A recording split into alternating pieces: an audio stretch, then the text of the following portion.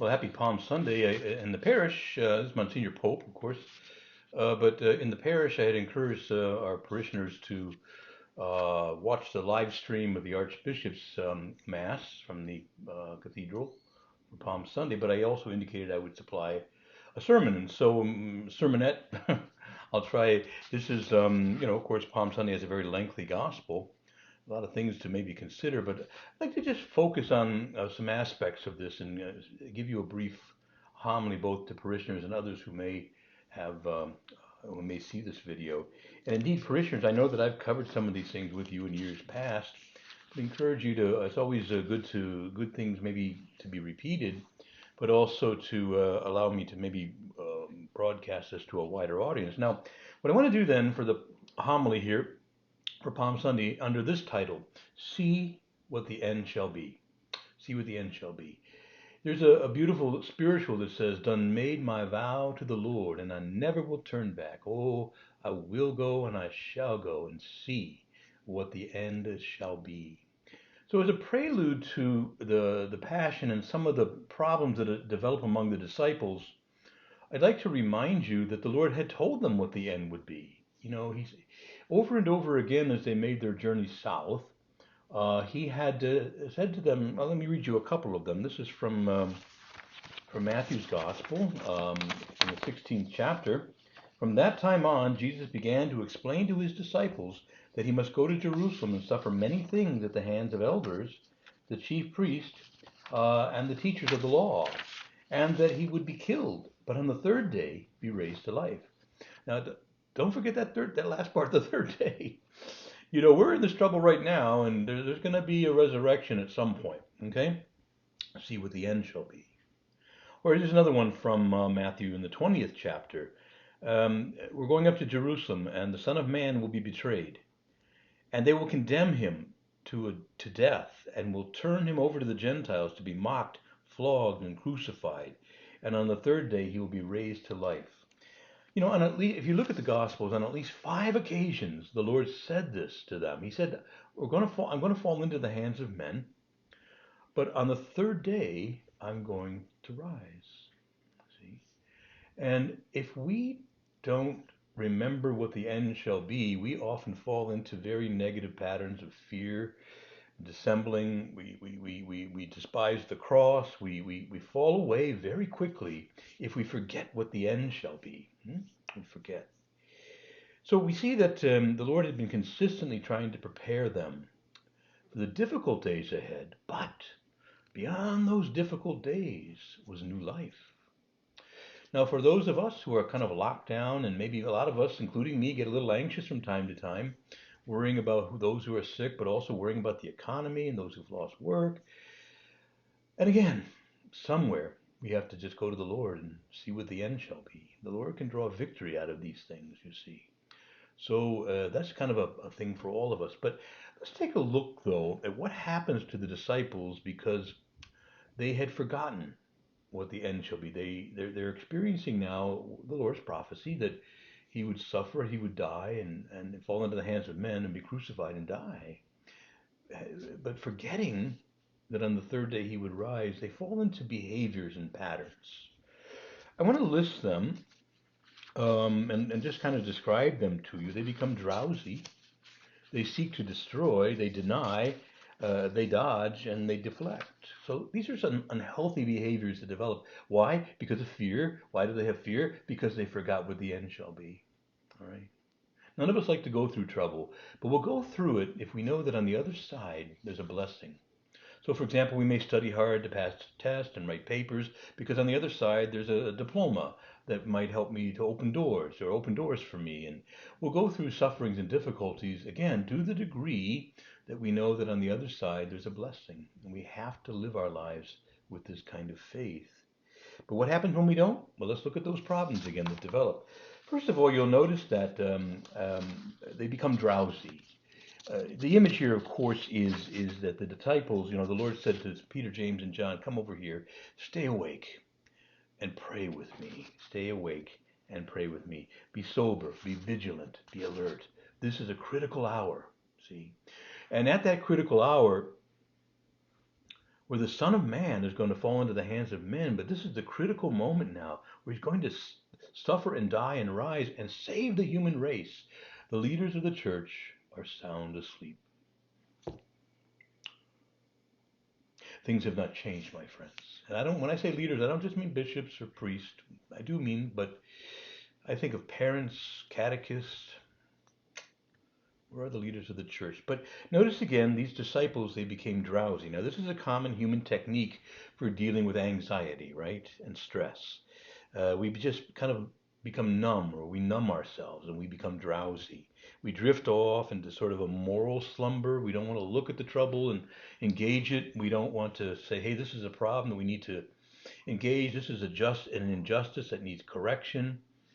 We too easily and too quickly, we just sort of become drowsy. We drift, we tune out. And we say, wow, some people's children. Sometimes we'll anesthetize ourselves with things like alcohol, drugs, creature comforts, and endless and meaningless distractions, anything but focusing on what the Lord asked us to focus on. Do you understand that I'm at work in your life and that souls are in the balance? And are you working to save your soul and the souls of others? And so, that's kind of stressful, and we sort of tune out and we just we become drowsy and we drift off into a kind of a slumber where we're just trying to ignore it all. Okay. And why do we do this? Because we're afraid to engage what we know are really the critical issues. See, that's fear. And where does that fear come from? We've forgotten what the end shall be. Complete victory in Jesus. The next thing is that they seek to destroy. So we see here, when Peter does finally awake, he wakes up suddenly and he grabs a sword and he lashes out. He lashes out and he cuts off the ear of the slave of the high priest. And this can sometimes happen to us. We've been sleepy, we haven't been paying attention, but all of a sudden something big happens and we're angry and we're awake and we're alert. But it's not a productive anger. It's not a vigilant anger or an attentiveness. It's just a lashing out, blaming, lashing out, getting violent. And we see that sometimes again in our country that the people who are awakened to these things, they go into the streets and there are riots and things. Protests are one thing, but violence and riots and so on. Um, and so again, we as Christians are asked to kind of consistently engage the world in the discussion about holiness, about justice, about what's right and wrong. And sometimes we get pushback and sometimes we don't. But what happens is that, again, sometimes because we forget what the end shall be, we avoid doing this. But when we do finally wake up, we overkill and we engage and we battle and we fight and we yell. We try to suppress our opponents, or they suppress us and call us names and we retaliate. And over again, it's one thing to speak the truth in love with boldness and confidence, but it's another thing to lash out and to aggressively seek to win debates and humiliate people and so on. So again, that's partly rooted in fear, isn't it? What we want to have in life is a very consistent attention to the things that matter so that we don't become drowsy. And then we're consistently awake and vigilant, and we're teaching, and we're being prophets, and we're encouraging. And yes, at times when we have to, we're very strong in our admonitions. But at the end of the day, it's that consistent, faithful work. So we don't just suddenly wake up as if out of a slumber, and then we're angry and we're lashing out and we're saying, "What's happened here?" And we don't always treat our opponents with charity, or even in the church, we turn on each other. We're savage. We've gone into camps now, and we're all upset about the condition of the culture, and we're shaking fists at each other as much as at the world. And the Lord is saying, "Step back for a minute. Let's unify around the truth and let's move together." You see, all right. Now then, so they're drowsy, they seek to destroy. Another thing then, again, because of fear, they deny. So confronted with the fearful prospect of being condemned along with Jesus as one of his followers, when they're confronted, they step back and they deny. Now, we know that the other apostles kind of beat it out of there. We don't know where they went, but they went to hide out. We'll talk about that more in a moment. But Peter at least goes as far. He follows Jesus, but at a distance. And he gets to the court of the high priest, and when he's confronted, "You're one of his disciples." "No, I don't know the man. I don't know the man. You are the Christ, the Son of the..." "I don't know the man." and he 3 times he denies him. You see, you know, and as Catholics, I think sometimes we can fall into this. You know, you're a Catholic. Hmm. You don't really believe all that stuff, do you? You know, come on, you know, that contraception stuff. You don't really believe the sexual teaching. Come on, aren't there a bunch of homophobes, or you know, what's their hang about sex, or why do they care about abortion or physician-assisted suicide? You don't really believe all that stuff, do you? And a lot of times, well, you know how it is. You know, I go to the pew. I got a good church. We got a good choir. You know, and I like it. You know, but I'm not really. Don't take me too seriously. And that's too easily what a lot of Catholics do. See, they're kind of Catholic, but when they're confronted on it, or you know, when it confronts their own worldly values, they just deny. Wow, you know, you're right. I don't follow all that stuff that's like really strange and extreme. And so again, you see, and why is this? Because we're afraid. Why are we afraid? Well, the world might hate us. Well, so Jesus promised that. Why are we so afraid? Because we've forgotten what the end shall be. And Jesus does warn. He says, if anyone is ashamed of me and my teachings in this adulterous and sinful generation, the Son of Man will be ashamed of him when he comes in his Father's glory with his angels. Maybe we ought to have more holy reverence and fear for the Lord than for what other people think of us. All right. I got to keep moving because got to try to keep this a little briefer. So we've seen that again they're drowsy. When they finally awaken, you know they become violent. You know, they lash out, they seek to destroy. We see that they deny, and they also dodge. Again, what we can say is that look, they just beat it. The only John made it to the foot of the cross. You know, of all the apostles. And when following Christ becomes too hard, conflicts with my political or worldly values, a lot of people just split, go, and there's no courage to say, well, you know, the Lord has called me to greater chastity or to greater love or justice. It's too hard, just too much, and they just split. They hide out. They might go to Mass on Palm Sunday, and not this year, but they might go to Palm Sunday Mass or Easter, but otherwise, you know, they're on the margins, and it's just too hard to really follow the Lord, so they dodge. And finally, one of these, the fifth one I'll just say is they deflect. Now, this is really features Pontius Pilate, who wasn't a disciple, but you'll notice again he has a decision to make. Christ is brought before him. Are you a king? You know, Jesus says, "Are you saying this on your own, or have others just been telling you about me?" Pilate, am I a king? He turns the tables. Pilate, you have to make a decision about me. You know, either I'm an innocent man, and no threat to you, uh, and you should let me go, or you're going to fear the crowds and what they want, and you're going to do something unjust, and you're going to, you know, but I'm standing before you, and you have to make a decision about me.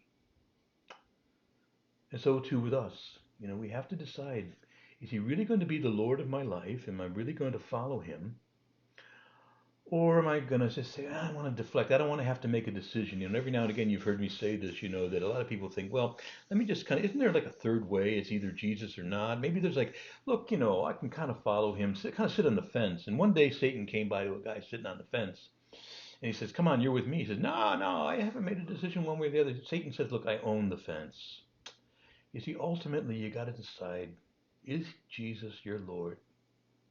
And will you follow him? No matter what the crowd says, no matter what consequences may come to you, or you're just gonna deflect. And then we see it's always somebody else's fault. Well, you know, if only my boss wasn't this way, and I know we're doing wrong things in my job, but I need an income, you know, and God understands that. And so, yeah, it's really my boss's fault. It's the world's fault. You know, if only I didn't need to make an income, I wouldn't work in this unjust business. Or maybe, you know, I'm not deprived, I'm depraved. I mean, I'm not depraved, I'm deprived. Or my mother dropped me on my head when I was 2, and you know, I'm living in a world that's full of conflicts, and I'm sure the Lord understands. We all have to make compromises, and so we deflect.